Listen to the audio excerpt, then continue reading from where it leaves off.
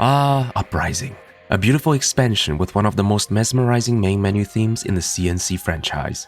Funny thing is, this is the campaign I played first when I was a kid, so you can imagine my confusion when I eventually got my hands on the base RA3 and found a bunch of my favorite overpowered units missing.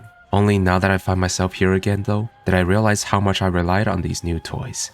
The Uprising Campaign, introducing an additional 3 to 4 missions for each faction, continues the story under the pretense of an allied victory in the base game. Despite offering an overall shorter experience, the expansion's campaign is in my opinion a drastic upgrade in quality compared to the base game. The AI is more aggressive, the set-piece battles are more cinematic, and the missions themselves are not only better designed, but also aren't restricted to being a glorified tutorial for the multiplayer experience, meaning that we almost always get access to the full tech tree, giving us far more versatility and options than we ever had in the base game. Starting off with the Soviet campaign, we return to our duties as one of the Union's top generals. Only with their defeat in the war, the Soviet Union is now but a shadow of its former glory, with only a tiny resistance force still rebelling against the Allied occupation forces, who have also expanded their cooperation with future tech at the expense of the Soviet people.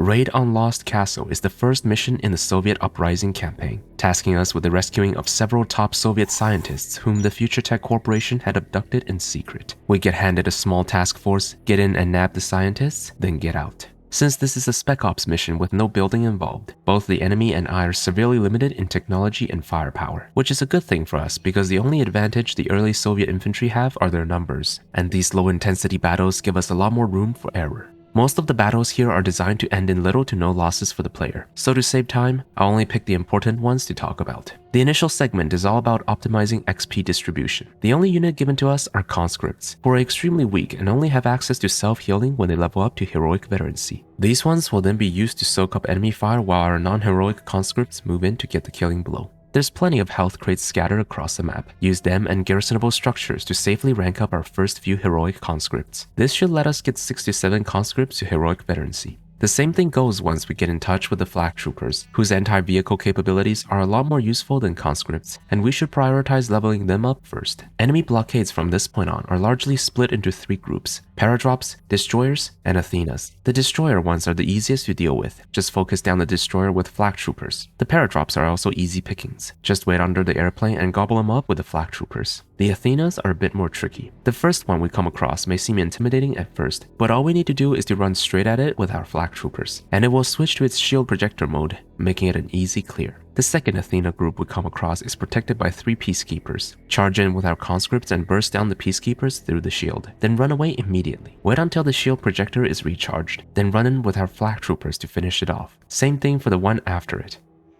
Reaching the northwestern corner of the map completes our first objective, and we're given 4 Desolators, the first new unit introduced in the Uprising expansion. Their chemical sprays insta-kill any infantry from afar, and their alternate fire is similarly great against vehicles and structures. But the best part has to be their exceptional durability, capable of downing infantry killers like the Riptide with barely a scratch. Once all 3 Soviet scientists are rescued, we enter phase 3 of the mission and must head back to the port through a newly opened route. The base will be on full alarm at this point, revealing several pacifier field artillery vehicles, a new ally unit which can deploy into a stationary mode to bombard its enemies. 5 of them are scattered along our projected path to intercept our forces, but fortunately for us, their projectiles have really long travel time and aren't hit scan, so we can easily deal with them using our Desolators, making this segment a child's play.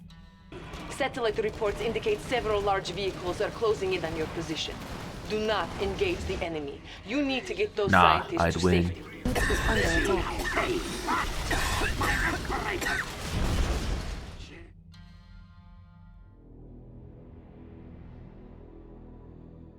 Funnily enough, the second Soviet mission is actually the most annoying one out of the 4. Schemes of the Intruders starts us off with a recon segment, where we must reach the Future Tech base with a handful of infantry. There are several patrol groups on the map between us and the Future Tech base, and rather than avoid them, we should kill as many of them as possible, as once phase 3 begins, they will all join the enemy attack groups, making them more powerful than we can handle. Since the conscripts are no good here, we will take down these patrols using mostly the war bears. As soon as we gain battlefield control, rush towards the group of javelin soldiers with our bears immediately. Use their roar ability to stun them, and let one of the bears kill all 4 of the javelin soldiers, which is enough to rank it up to heroic veterancy. From now on, we can simply draw aggro from enemy patrols with the heroic bear. Once we cross the bridge, there is a single guardian tank roaming around. Take it down with our flak troopers, which should level one of them to elite veterancy. There are two groups of allied guards near this bridge, which have guardian tanks and riptides with them. Use the bears to lure out only the guardian tank, then make sure to use the elite flak trooper to take out this guardian tank, which will level it up to heroic veterancy. This is crucial for us, as the heroic veterancy grants the flak trooper a significant range bonus. So significant in fact, that it can now attack a stationary enemy without triggering its aggro. Reduce the HP of the riptides with this single heroic flak trooper until they're one hit away from death, then use another flak trooper to get the kill experience. Take out these guards, and we will walk away with 2 heroic flak troopers. Now, move towards the cliff beside the main future tech base to trigger a cutscene.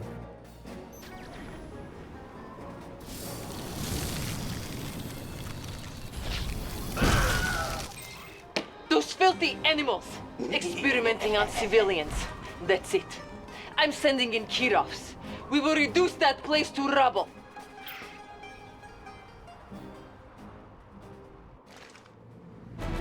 Stand down, Commander. Kirov airships are on their way in to level the area. Our allies are attack. Caution. Kirov airfield under attack by unknown forces. They're shooting down our Kirovs. Fall back, Commander. Fall back to the village and I'll send reinforcements. Future tech must be stopped.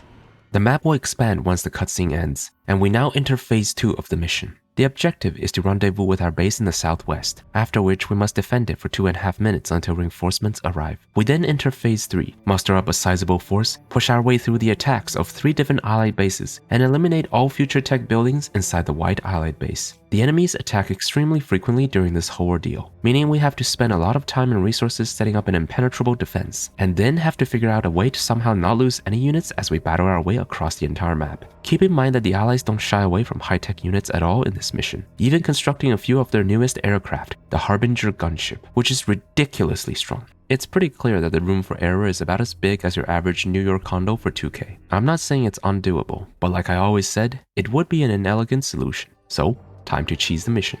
Although Lieutenant Dasha makes it seem like utmost emergency for you to retreat to your base in the southwest, I realize that the allied AI isn't activated until you do so. None of their buildings produce anything, and their units only aggro onto you if you get too close. And remember what we just learned in phase 1? A heroic flak trooper is capable of outranging stationary enemies. Oh yeah, now we're gaming. Rather than head towards the base, move our initial units to the northeast canyon instead. The canyon is guarded by several javelin soldiers, guardian tanks, and peacekeepers. And guess what? The heroic flak trooper outranges all of them. Drop the enemies low and let our non-heroic flak troopers finish them off. And we should have all 4 of our flak troopers upgraded to heroic status after cleaning this area up. Send a single conscript up the northern ramp, and now we will engage the future tech base. The entrance to the base is guarded by a single multi-gunner turret with a cryo-legionnaire stationed inside, transforming its weapon into a non-lethal freezing beam. The map designer means to punish any unintended early aggression by freezing your infantry with this turret, which leaves them vulnerable to the artillery fire of the pacifiers in the back. We solve this by first drawing aggro from the pacifier using our conscript. The enemies normally don't have vision of this area, but if we order our conscript to attack one of their buildings, it will reveal the high ground to them. Micro the conscript to dodge the pacifier shots as we move in to take out the multi-gunner turret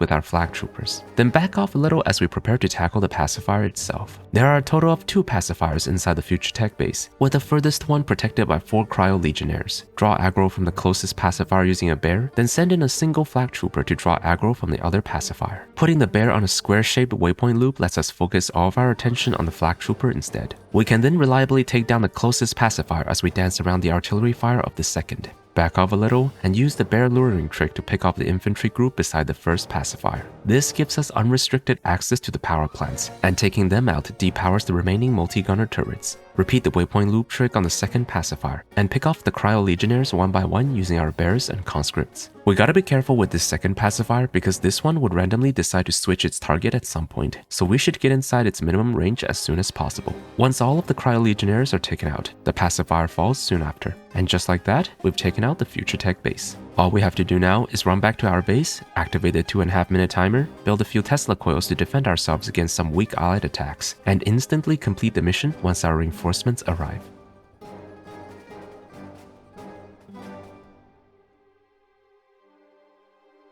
The presence of future tech personnel in our last 2 missions was no coincidence, and these bastards have shown themselves to be even greater evils than the allied nation. We will make them pay by destroying their military headquarters in Yucatan. A much brighter future is the 3rd mission in the Soviet Uprising Campaign. As a kid, this level gave me so much grief that I unlocked nearly a dozen core memories just by replaying it. Now that I am armed with a much better understanding of the game mechanics, however, this mission is probably the easiest of the 4. The map is largely split into 4 different islands, with the main future tech base located on the biggest one. Phase 1 tasks us with clearing the other 3 smaller islands free of future tech forces. The first island is easy. The 2 sickos we get can easily outmaneuver the sentry bombers, cleaning it up without any trouble. We get 5 terror drones as we progress to the next island. Use them to take out this group of 5 IIVs and heal them up with the health crate. Leave the veterancy crate alone for now. We'll need it for later. The second island is the hardest of the bunch. The Guardian tanks stationed here are normally easy pickings, but on hard difficulty, the game adds 2 Athenas to this island as well. They can one-shot our terror drones with a single beam attack, and since the terror drone's stasis ray is a root, not a stun, it doesn't actually prevent the Athenas from targeting our units. The trick here is to wait until the Athena turns away from us, which lets us sneak up on it from its blind spot. It seems the circular shield projector dish at the back blocks the frontal turret from targeting units directly behind itself, allowing us to safely take down this threat. Rinse and repeat for the other Athena, then eliminate the Guardian tanks. A reinforcement team of 1 sicko and 1 bullfrog will arrive for us after we clear the second island. Use the bullfrog to pick up the veterancy crate between the first 2 islands, as well as the one between the second and the third island. This gets it up to elite veterancy. The third island is protected by a bunch of infantry and 2 aircraft carriers. These carriers are heavily nerfed versions, however, and will die in 2 hits from a terror drone. Before we kill them though, we should aggro them with a terror drone and use them to rank up our bullfrog to heroic veterancy. Kill the carriers, and eliminate the infantry with our sickles. Once all 3 islands are cleared, we enter phase 2 of the mission. We're given an MCV and some reinforcements, and have 1 minute to prepare an interception of a large number of prospectors. These prospectors, each containing a large amount of funds, will spawn from the top, left, and bottom right edges of the map. As long as we position our terror drones in the correct locations ahead of time, we should be able to take them out without any troubles. The only obstacle in our way are these 2 Harbinger gunships, which spawn alongside the second wave of prospectors. Just like the aircraft carrier, however, these gunships are also heavily nerfed versions of themselves. Our heroic bullfrog alone will be sufficient for taking them out. The map designer for this one really liked nerfing units, huh? Once these 2 gunships are downed, all we have to do is to eliminate the prospectors, all save for 1 of them. You see, destroying all prospectors will progress us to phase 3 of the mission, where we have to contend with the forces of the main Future Tech HQ. The problem is that we're extremely short on funds, but the Future Tech forces will send out carriers in mere minutes, well before we're prepared to deal with them. Should we choose to do this the proper way, we'd have to juggle their aggro with shielded ore miners, while also fending off a constant stream of chrono shift attacks on all 3 islands, which is a lot of microing and often leads to a lot of mistakes. But as long as we leave at least 1 prospector alive, and we don't stray too close to the main Future Tech HQ with our units, their AI will remain in an inactive state, giving us all the time in the world to build up. And boy, do we have a lot of things to build up. Iron Curtain, Vacuum Imploder, 4 Dreadnoughts, 4 Epochs, and 3 groups of a dozen Twin Blades. We can capture this oil derrick and take these cash crates for some extra funds, which will speed up this unfortunately tedious process. Once we're done, position the Twin Blades and Dreadnoughts accordingly, and we launch a multi-pronged attack on the Future Tech HQ. Take out the exposed power plants in these 3 locations first, and fire off a Vacuum Imploder on the allied production structures in the middle of the island, which is more than enough to depower the Future Tech base, allowing us to take out the 2 allied air bases right after. Without the air bases, the only threat left to our Twin Blades are a handful of IFVs. Unload our Apocalypse tanks to eliminate the weak allied vehicles, and move in with our Dreadnoughts to demolish the dock, as well as any hydrofoils that may have been produced. Without any production facilities left, and no power for their defenses, the Future Tech HQ is wiped out in the blink of an eye. Simply destroy the last prospector, and the mission is finished. You just don't know how to keep your nose out of other people's business, do you? Well now, I'm gonna have to show you what happens to those who are... That's enough. This is our premises. Okay. Despite the string of controversies and setbacks they have faced, the Future Tech Corporation refuses to back down in their fanatic pursuit of inhumane weapons. Their soon-to-be completed magnum opus, the Sigma Harmonizer, must be destroyed before it can be unleashed upon this world. As Time Stood Still is the final mission of the Soviet Uprising Campaign, which also happens to be the only campaign with 4 missions instead of 3. We lead an elite Soviet strike force in an assault on Sigma Island, the location of the Future Tech Research Facility. Phase 1 tasks us with clearing a landing zone for our MCV. Simply avoid the Peacekeeper patrols and garrison our infantry into buildings to clear the area. Once we deploy our MCV, the map will expand and we enter Phase 2 of the mission. There are 4 unique Future Tech buildings that we must destroy on the map, 3 of which are factories specialized in constructing future tanks, the ultimate allied ground vehicle, boasting a massive health pool, AoE attacks, high damage insta-kill laser beams, and even self-repair at all levels of veterancy. These future tanks, accompanied by a large number of IFVs, are just one of 3 main enemy force compositions in this mission. On top of such powerful ground attacks, Future Tech will also employ constant air raids with Vindicators, naval attacks with destroyers and dolphins, eventually escalating to include Harbinger gunships and aircraft carriers as well. The naval attacks originate from 2 docks in the northwest, while the aircrafts originate from the 2 airfields in the northeast, which also disables our own aircraft production until it is destroyed. Sounds intense, but in practice, this mission is not that difficult at all. Defense and patience is the key to our strategy. To start, recruit a large number of flak troopers as we tech up immediately. Garrison the flak troopers to repel the early Vindicator raids, and rush out Natasha as soon as possible. We have plenty of time and funds to tech up, and can even construct an Iron Curtain and Vacuum Imploder well before the first major event of the mission. Several minutes after Phase 2 began, Future Tech will activate their Sigma Harmonizer, freezing our forces in time for several minutes. Fortunately, no attack waves will be upon us during this first activation, but we won't be so lucky from now on, as such activations will continue sporadically throughout the rest of the mission. You better hurry, Commander, or else I'm gonna push the button and freeze your forces like a photograph. And then, I'll come after you. Insufficient. A minute or so after the first Sigma Harmonizer activation, a Future Tank X-1 will be chrono-shifted in front of our base, followed by an attack from a Harbinger gunship, sometimes 2 if you're unlucky. An intimidating attack by our enemies, but it is in truth a gift most generous. The Bullfrogs and Flak Troopers should be more than enough to handle the Harbingers. As for the Future Tank, use Natasha's special ability to insta-kill its driver, and use one of our conscripts to capture it for ourselves. I'm honestly surprised that this even worked, as the Future Tanks are supposed to be AI controlled in lore, so how the hell did Natasha depilot a driverless vehicle? Not that I'm complaining though. This single Future Tank is all we need to hold off the first mass IFV attack wave. Its basic attacks shred them in seconds. Place down a Crusher Crane, and it, in conjunction with the Future Tank's self-repair ability, should keep it topped up indefinitely. Future Tech will attempt another Chrono Shift attack right as we're about to gain our second top secret protocol point, and this Future Tank also ends up joining our side. Those future tanks are too powerful, Commander. We have one more ace up our sleeve, and it is time to pull it out. I'm sending you the grinder. Use them to grind those future tanks down to scraps. But those are my Future Tanks.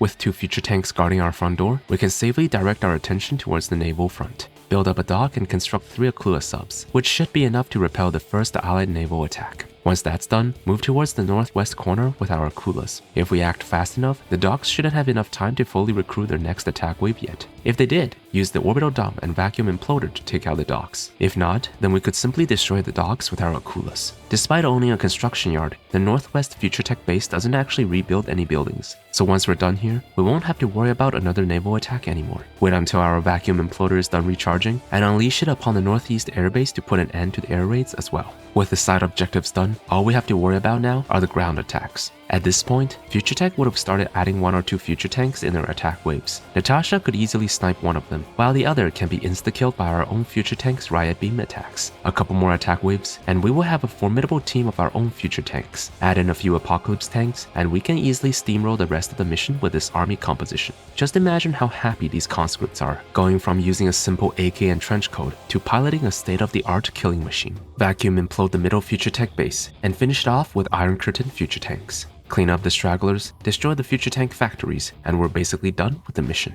The last thing we need to do is to find 3 idle pacifiers littered on the map. These pacifiers are undeployed by default, but will deploy if we get too close to them. Luckily, Natasha can snipe them outside their aggro range, allowing us to capture these 3 pacifiers. Use Twin Blades to lift them and the Future Tanks to the northeast island, and deploy them near the edge of the map in preparation for the final phase. Destroy the last Future Tech building, and we enter Phase 3. The map will expand in the northeast, revealing the last Future Tech base, which contains the Sigma Harmonizer. A cutscene will play shortly after, but we have a brief window to act before it triggers. Immediately order our pacifiers to target the Sigma Harmonizer, and drop a vacuum imploder as well as orbital dom on it. There it is, Commander. The Sigma Harmonizer. You'll need to destroy it. Okay. Drop an iron curtain on our vehicles, which should be enough to protect them through the victory screen.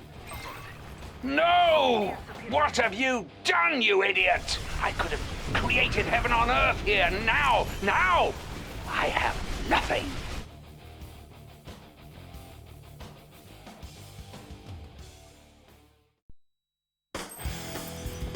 Welcome back, Commander. You're looking very fit and rested. I hope you're ready, because we have some important work ahead of us.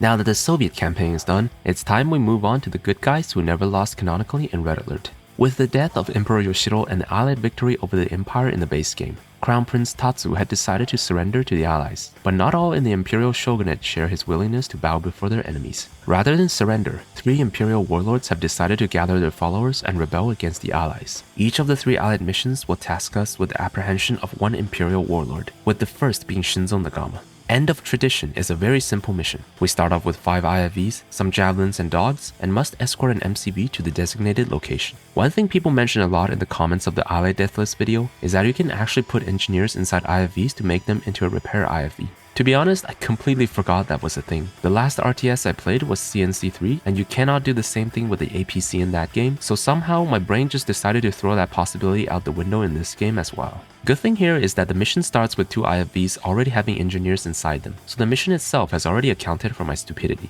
Garrison the javelins at these houses to deal with the flankers, and the 5 IFVs should be more than enough to deal with everything else blocking our path. Before the MCV reaches its destination, we should destroy 2 of the 3 bridges leading onto the island, and once the MCV gets through the last bridge, destroy that one as well. Once the MCV deploys, we get access to a base, 4 cryocopters, and 2 Harbinger gunships. As Phase 2 starts, we should immediately begin production of cryocopters and Apollos. Shinzo will begin sending large attack waves at us from multiple directions, but since all the bridges are down, they're forced to come at us on the water in staggered timings, making them a piece of cake to deal with. The Apollos will ensure our air superiority, allowing our Harbinger gunships to rain fire with impunity upon our enemies. Unlike the Soviet campaign where we have to beg, borrow, and steal the OP Allied units, we now have full authorization to build as many of them as we want. Once the initial attack waves are defeated, we move out with our air force and casually destroy every single Imperial unit and structure on the map. The Harbinger gunships are simply too powerful for anything Shinzo has at this point. Seriously, how can he possibly defeat something that was never designed to be balanced in multiplayer?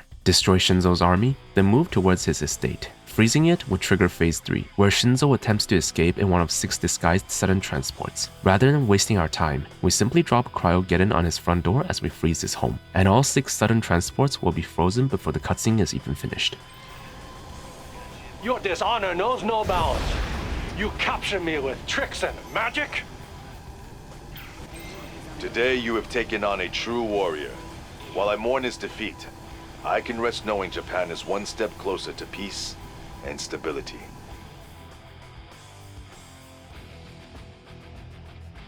The second mission is just as easy as the first. A house unfit for rebels tasks us with apprehending Warlord Kenji, whose faith in his mechanized army and modern technology will do him no good against our gunships. Phase 1 is a Spec Ops segment, tasking us with the destruction of 3 separate nanoswarm hives. The first one is the toughest, as the javelins aren't the best units to go up against Rocket Angels. All we can do here is position ourselves perpendicular to the Rocket Angel formation, and hope that the enemy AI screws up their targeting priority. If we're lucky enough to pass this segment though, the next 2 are a piece of cake for us. Once we enter Phase 2, we get a base and some troops, and must now take down Kenji's base directly. His attacks are very intense at first, but can be safely dealt with using our new Cryo Legionnaires, which you've already seen in the Soviet missions. From here, simply build up a massive air force and wipe Kenji's base clean. The Allied campaign is honestly so easy with the addition of Harbingers. Like, what could Kenji do that could stop us from just bombing the crap out of him? Did you think you've won? You don't even understand what you've done, do you? Prepare to close in on Kenji's location. Priority overridden. Caution.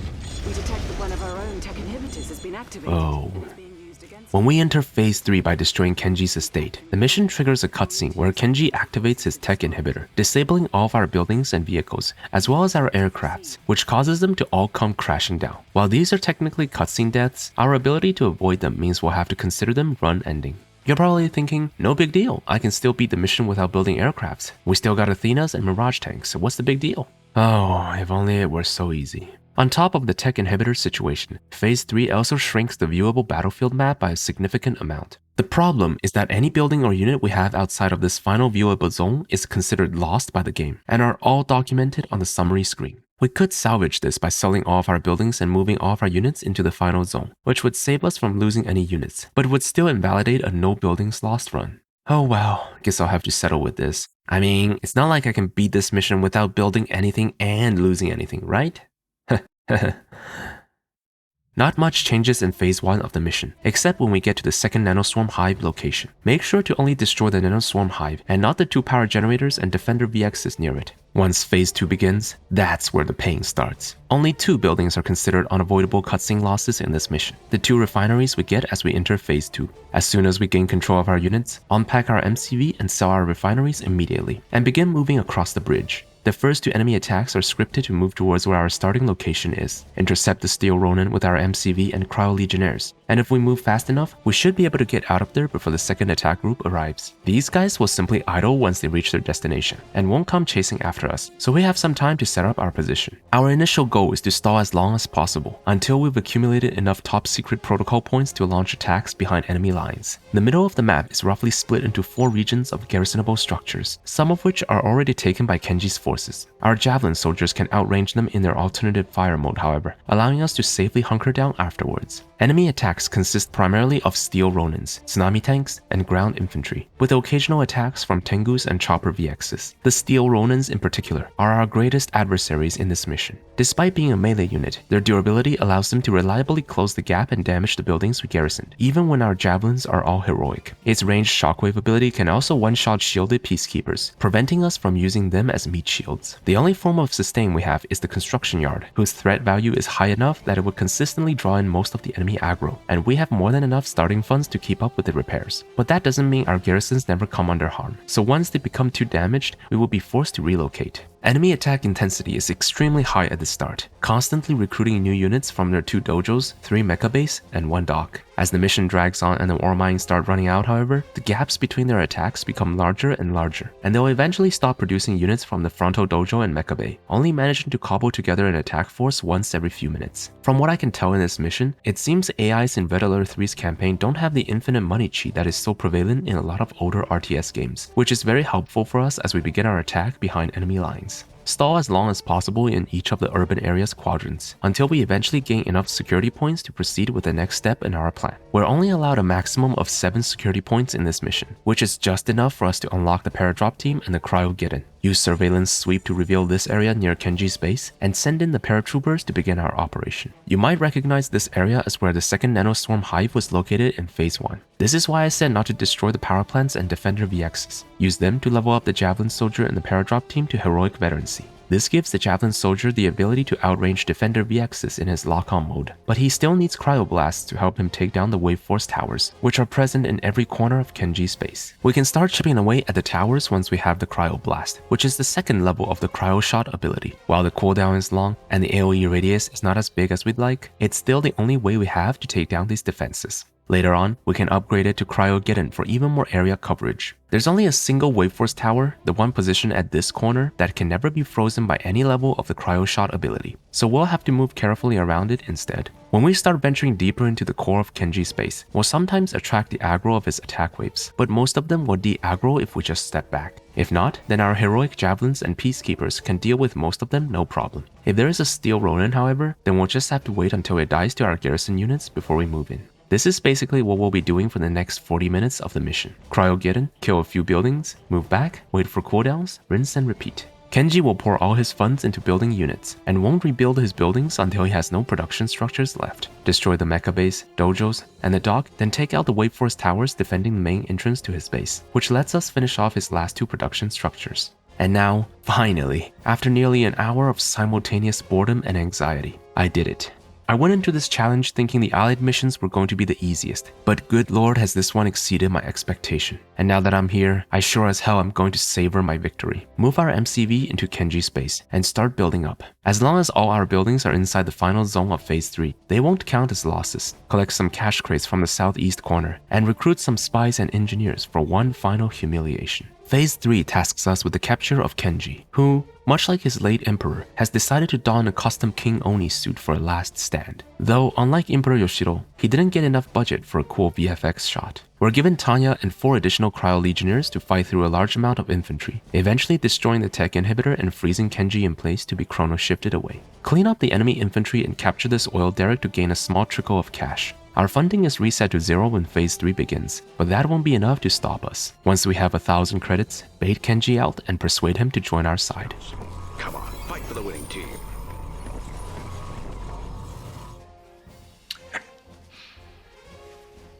You got me.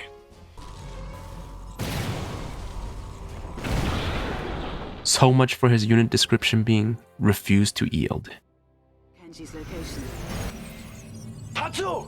How can you do this to me?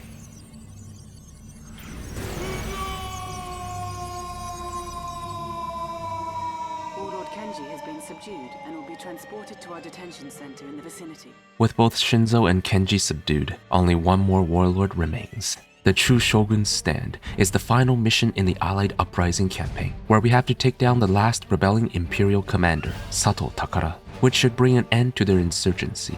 Lieutenant Eva specifically mentioned in the briefing that, I know your men are tired and your equipment has been pushed to the limit. well, in that case, we'll just commandeer the enemy's equipment instead. Phase 1 of the mission tasks us with establishing a forward base. We're given 2 pacifiers, 2 Cryo Legionnaires, and a single MCV. Takara's base is situated in the northwestern corner of the map. While we are presented 2 locations ideal for base establishment, we're going to ignore them entirely and instead charge straight towards Takara's base. While the activation of the enemy production AI isn't tied to the deployment of our MCV, the script to activate their Defender VX nanocores are. In a typical playthrough of this mission, as soon as you deploy your MCV, Takara will start sending out these idle nanocores parked in front of her base, which will all attempt to deploy near wherever we chose to establish our conyard. But if we never deploy our MCV, then these nanocores will barely react to our attacks. Once we move up the ramp, garrison the Cryo Legionnaires in this neutral building to provide cover for our artillery shelling the enemy base. Takara will only spam Tengus and ground infantry at this stage, so the only thing that concerns us are the 3 Rocket Angels that she starts the mission with. Luckily, despite our lack of anti-air, the Rocket Angels all decided to switch to their paralysis whips instead, and all decided to target only one of my pacifiers, giving the other one complete freedom to do whatever they want. It also seems like the pacifier's threat value is way overblown in the AI settings, as Takara is hesitant to engage my pacifiers even with a dozen Tengus at her disposal. Once we destroy all of her ground production structures, deploy our MCV to trigger the next set of objectives. Somehow this breaks the Tengu's AIs once again, and they finally muster up the courage to face my heroic pacifier. With the Cryo Legionnaire's help though, they didn't stand much of a chance at all. We won't enter phase 2 of the mission as long as Takara's VIP bunker is left standing, giving us ample time to take over her remaining assets, including the Imperial Dock. And you know what that means? Our very own Imperial MCV. Just like Mission 3 for the Soviets, we will spend the next half hour or so preparing for the final phase of the mission. Mine out every single ore mine on the map, climb both Allied and Imperial tech trees, and construct all available superweapons except for the Chronosphere, which will be forcibly taken away from us later, resulting in a structure lost if we were to build it now. Construct a massive fleet of not only Harbinger gunships and Apollos, but also the Empire's new super unit, the Giga Fortress. The sole reason why Uprising would never have worked as a multiplayer expansion, especially at a casual level. Costing a whopping 6.3 credits each, but more than makes up for the price with their ridiculous firepower. Get about 9 of these bad boys out, and position them along the eastern edge of the map. Then destroy Takara's VIP bunker to reveal phase 2 of the mission. 2 precision airstrikes are utilized in this cutscene, which, if you remember what happened in the Allied video, means we rack up 2 unit losses in the summary screen. Since they're cutscene losses, we don't need to worry. You have finally cleared the way for the crowning of a new emperor, Emperor Tatsu. Now I will use the forces you captured from these warlords and expel you and the rest of the allies from Japan. Once again, we will be the true empire of destiny. Oh no, who could have possibly seen this coming? Yeah, no. Bald guys are usually pretty good at lying in CNC games, but this one didn't fool me one bit. Position 3 of our sky fortresses at the top right corner of the map, and another 3 at the middle right edge of the map, so that once the cutscene ends, we would already have destroyed one of Tatsu's 2 Giga Fortresses, plus their 2 Shogun battleships. Use the Psionic Decimator to eliminate the bulk of their ground forces, then kill off the rest with Apollos, Harbingers, and Sky Fortresses. Top it all off with a Nanoswarm Collider. Face the wrath of your own forces, Tatsu. No! My father's legacy! Japan's destiny! Everything was in place.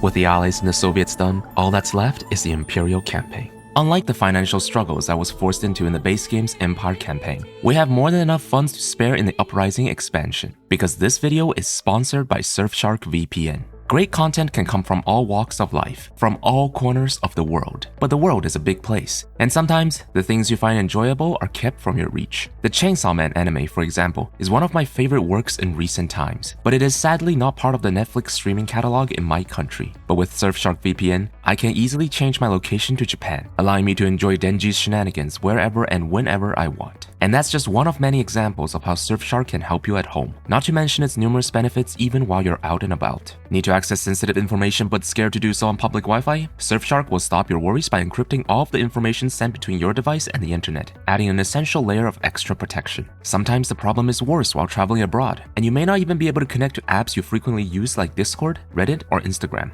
In comes Surfshark, which lets you bypass any restrictions that could prevent you from doom scrolling for hours on end on your favorite apps. Most importantly, and I cannot stress this enough, Surfshark offers a 30 days money-back guarantee policy, giving you plenty of time to test out the product without any upfront commitment. Use the link surfshark.com/Simonet to get an exclusive Surfshark deal featuring the best price in the market plus 4 months extra. Back to the video. Unlike how it is in the base game, the Imperial Campaign and Uprising is probably the easiest of the three. You'll quickly realize that this is the case once you load into the first Imperial mission. Greed of the Vanquished tasks us with assisting Commander Kenji in repelling the Soviet invaders on Sakhalin Island. Yeah, despite both of them allegedly losing the Third World War, somehow they've still got enough men to duke it out among themselves. And the Allies are just keeping a blind eye to it all. Good morning, sir. I'm Director Giles from the Office of Occupational Forces. I know you're in a bit of a tight spot there, but we can't help you right now, unfortunately. We're in a bit of a bind ourselves over here. Sorry. We start the mission with a sudden transport plus some shinobis and engineers. While Kenji is engaged in a tug-of-war with the Soviets, disguise our transport and bring it to the northwest Soviet airbase to move behind enemy lines. Why is one of our ships on land?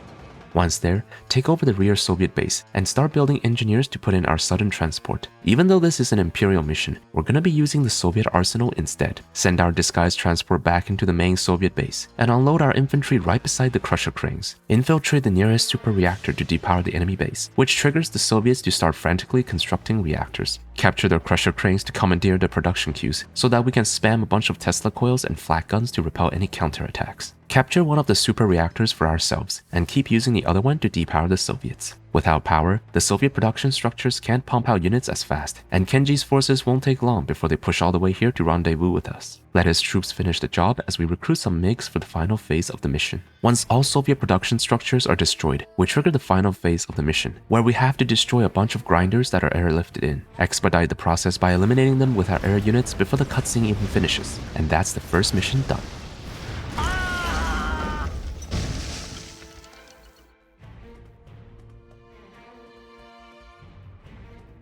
Their attack on Sakhalin Island may have been thwarted, but the Soviets didn't hesitate to launch another attack, this time on the Emperor's tomb on Oki Island. Before the Hallowed tomb is yet another gimmick mission. Instead of relying entirely on the Imperial arsenal, we use allied units instead. Phase 1 of the mission tasks us with commandeering 4 allied pacifiers, down the cryocopters with archer maidens, and depower the base, then capture the pacifiers. Leave the IFVs alone as we won't need them. We're asked to deploy these 4 pacifiers on 4 separate cliffs, which will trigger phase 2 once we do so. We're also shown 4 steel Ronins that can be captured to help us defend. Leave 2 infantry on the right island as we move the rest to the left island, as 2 more steel Ronins will be here once the map expands in phase 2. Garrison the remaining archer maidens in neutral buildings, and move our pacifiers into their respective positions. 3 of them won't be staying at their designated zones, however, as we'll need them elsewhere in phase 3, and a single pacifier is more than enough for phase 2. Deploy the top right pacifier last to activate phase 2. Then immediately undeploy the left 2 pacifiers and the bottom right pacifier before the cutscene kicks in. Move the left 2 pacifiers to the middle left edge, and the bottom right pacifier to the top right corner.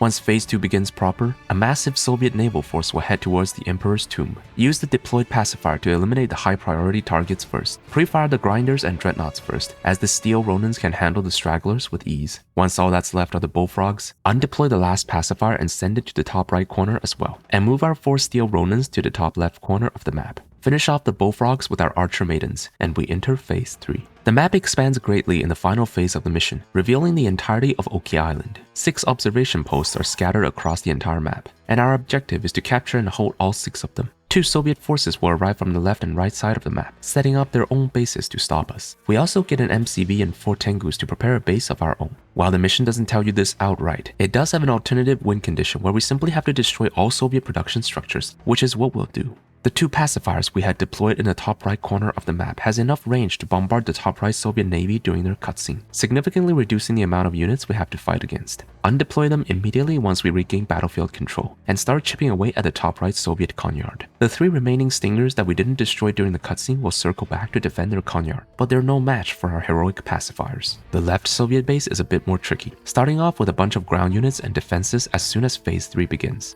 Unfortunately for them, they don't have any flak cannons or anti-air units at the start. Fly our Tengus towards the left Soviet base and take out the handful of twin blades they have, then fly them towards the top right base to help our pacifiers take down the Konyard. With their added firepower, the top right Konyard should go down just before it can finish building a dock. Once the twin blades are down, move the 2 pacifiers and 4 steel Ronins we have on the left side to the north of the Soviet base. Deploy the pacifiers to start clearing the ground defenders and production structures. The steel Ronins will protect them should any enemies come too close. Move forward a little with our pacifiers and deploy them again at this location, which is just close enough to reach the left Soviet Konyard. Take that out and the mission is over.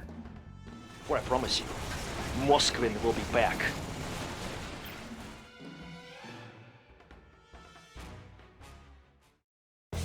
And now we reach the last mission of the Uprising Campaign.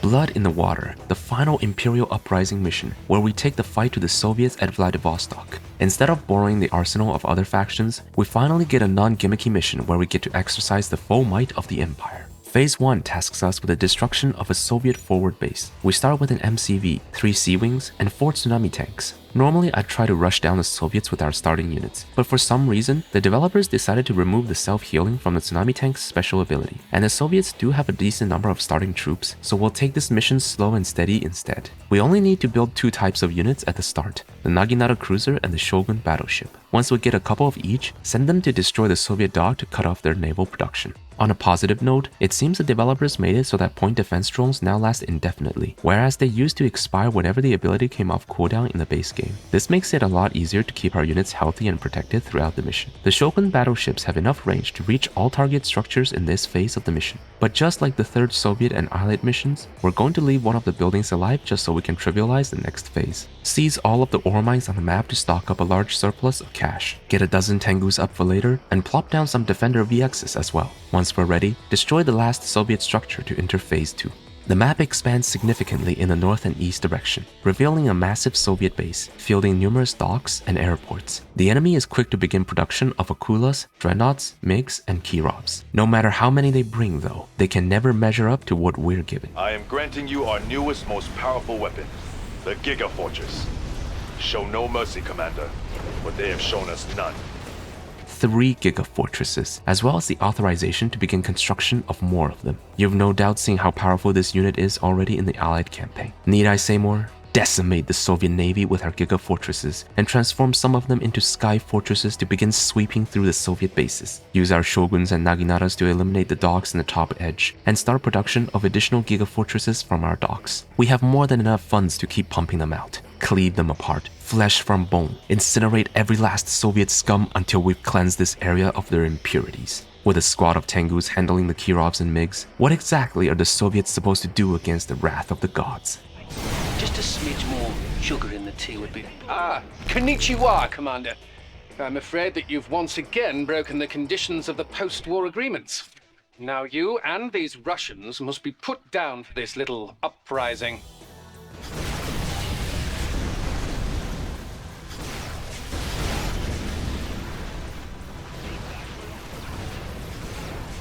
Yes, oh, good grief, look at the time. And I was having so much fun. Cheerio then.